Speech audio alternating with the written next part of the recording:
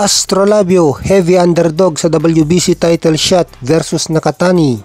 Si Japanese champion Junto Nakatani ay sobrang paborito sa pustahan na yung mga odds maker ay ginawa siyang minus 2,500 kontra Pinoy mandatory challenger Vincent Astrolabio sa kanilang WBC bantamweight clash ngayong Sabado sa Ryogoku Kokugan Sumo Arena sa Tokyo, Japan.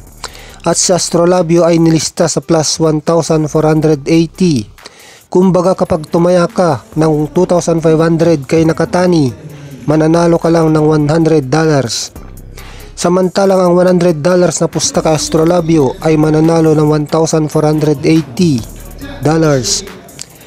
May malupit na kartada si Nakatani na 27 wins, 0 loss at 20 knockout. Unang depensa ito ng southpaw na si Nakatani sa kanyang WBC 118 pounds na corona na pinanalunan niya noong February nang ninockout niya ang matibay na si Alejandro Santiago ng Mexico.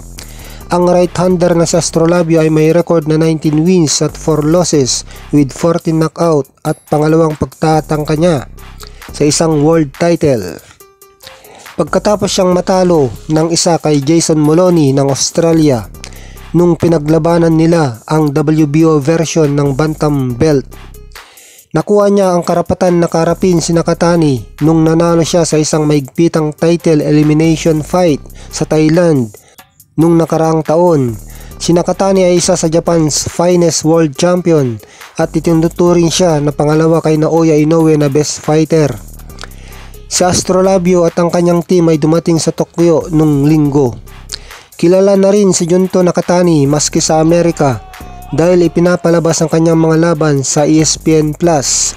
Kaya kapag tinalo na Astrolabio ito ay sisikat ito sa Amerika. Itong ating Pinoy na kababayan Vincent Acero Astrolabio.